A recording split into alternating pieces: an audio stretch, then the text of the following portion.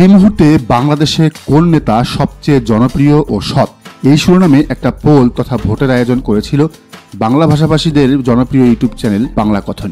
সেই জরিপের ফলাফল নিয়েই কথা হবে আজকের ভিডিওতে। দর্শক, তার আগে অনুরোধ, এই চ্যানেলে নতুন হলে ও রাজনীতির নিত্য নতুন খবর ও বিশ্লেষণ পেতে চ্যানেলটি সাবস্ক্রাইব করে বেল আইকনটি বাজিয়ে দিন। গত 27 এপ্রিল রাত 10:36 বাংলা কথনের দর্শকদের কাছে জানতে চাওয়া হয় তাদের কাছে সবচেয়ে জনপ্রিয় ও সৎ নেতা কে।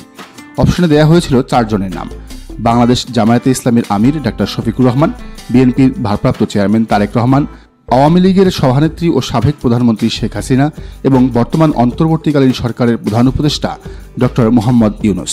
তবে এখানে পীর সাহেব চরমনায়ের নাম না থাকলেও তাকে নিয়েও ঘটেছে আরেক কাহিনী। তো জরিপের ফলাফলে ঘটে যায় অবিশ্বাস্য এক কাণ্ড। শুরুতে 4 জনের মধ্যেই হাড্ডাহাড্ডি লড়াই চললেও একটা সময়ে এসে দেখা যায় লড়াইটা অসম। কারণ এখানে একজন নেতাকে এত মানুষ ভোট দিতে থাকেন যে বাকিরা তার ধারের কাছেও থাকতে পারেননি। নিচ থেকেই শুরু করি। এখানে মোট ভোটের 3% পান তারেক রহমান। 2001 থেকে 2006 অবধি বিএনপি ক্ষমতায় থাকাকালে তরুণ এই নেতা একদিকে যেমন সুনাম অর্জন করেছেন, অন্যদিকে নানা কারণে হয়েছেন বিতর্কিত। তার নামে খাম্বা, 10% কিংবা হাওয়া ভবন শব্দগুলো জড়িয়ে গেছে। তবে ইদানিংকালে রাষ্ট্র সংস্কার নিয়ে তিনি দারুণ সব বক্তব্য দিয়ে তরুণদের মন জয় করে নিচ্ছেন। কিন্তু সাধারণ মানুষের সাথে তার তৃণমূল কর্মীদের রুক্ষ আচরণের কারণে তারেক জিয়া নিজে শুদ্ধ হলেও দলের সামগ্রিক ইমেজের প্রভাব পড়ছে তার উপর, আর সে কারণেই খুব বেশি ভোট হয়তো পাননি তিনি। তবে এখানে আরেকটা জিনিস হতে পারে, তা হলো অন্যান্য দলের কর্মী সমর্থকদের মতো বিএনপি ছাত্র দলের লোকেরা অনলাইনে অ্যাক্টিভ নয়। তাই এমন জরিপে শুধু বাংলা কথনে নয়, সব জায়গায় পিছিয়ে পড়ছে দলটি। অনেকেই বিষয়টিকে এভাবে মজা করে বলেন, আরে চান্দা তুইরা কুল পাই না, অনলাইনে আসমু কখন। এরপরে আছেন শেখ হাসিনা।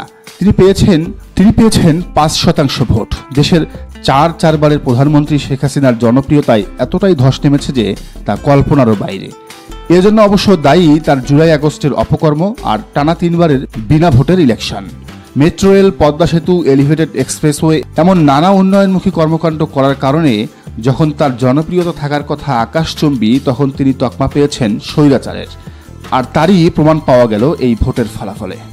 মজার ব্যাপার হলো ডক্টর ইউনুসের ঘটনাটি। এই জরিপে তার পক্ষে ভোট পড়েছে 16%। জনপ্রিয়তায় তিনি ছাড়িয়ে গেছেন প্রধান 2টি রাজনৈতিক দল আওয়ামী লীগ, বিএনপির শীর্ষ 2 নেতানেত্রীদের। ইউনুস ক্ষমতা গ্রহণের সময় অবশ্য এর চেয়েও বেশি জনপ্রিয় ছিলেন। তবে তার সরকারে অন্য উপদেষ্টাদের বিভিন্ন বিতর্কিত ভূমিকা ও ব্যর্থতার দায় পড়েছে ইউনুসের উপর। ফলে কিছুটা হলেও ভাটা পড়েছে তার জনপ্রিয়তায়। চমক, অবিশ্বাস্য চমক। সরকার পতনের পর সারা দেশে বেশ জনপ্রিয় মুখ হয়ে ওঠেন জামাত আমির ডাক্তার শফিকুর রহমান। তবে তাকে প্রশ্নবিদ্ধ করা হয় তার কিছু আচরণের কারণে, বিশেষ করে চুমুর ঘটনায়। যদিও অনেকেই মনে করেন একজন অমায়িক মানুষ হিসেবে স্বভাবসুলভ আচরণ, তাই এ নিয়ে যারা অপপ্রচার চালাচ্ছে তারা আসলে ছোট মনের মানুষ। শফিকুর রহমানকে নিয়ে এখনও প্রোপাগান্ডা থেমে নেই। কেউ কেউ তাকে ভারতের দালালও বলছেন। তবে বাংলা কথনের অনলাইন জরিপে যেন বাজিমাত করলেন জামাত আমির। অতীত প্রধানমন্ত্রী, বর্তমান প্রধান উপদেষ্টা এবং যাকে আগামীর প্রধানমন্ত্রী হিসেবে দাবি করছেন তার দলের নেতাকর্মীরা, সেই তারেক রহমানকেও ছাড়িয়ে গেছেন ডাক্তার শফিকুর রহমান। জরিপে ভোট পেয়েছেন 76%। অভিনন্দন জামাত আমিরকে। তবে আরেকটি নাম জরিপের মন্তব্যের ঘরে বেশি বেশি করে এসেছে, তিনি হলেন পীর সাহেব চরমনাই। মুফতি ফয়জুল করিমও যে এই মুহূর্তের অন্যতম গুরুত্বপূর্ণ নেতা, তা উঠে এসেছে তার ভক্ত অনুরাগীদের কমেন্টে। প্রিয় দর্শক, জরিপের ফলাফল যে সবসময় রাজনীতির বাস্তব চিত্র তুলে ধরবে বিষয়টি সেরকম নয়। তবে এটিকে ইগনোর করার সুযোগ আছে কি? কারণ 24-এর গণ অভ্যুত্থান সফল হওয়ার পেছনে কিন্তু অনলাইনের ভূমিকা কম নয়। আপনিও কি তাই মনে করেন? জানান কমেন্টের ঘরে। আর এই চ্যানেলে নতুন হলে সাবস্ক্রাইব করে বেল আইকনটি বাজিয়ে দিন।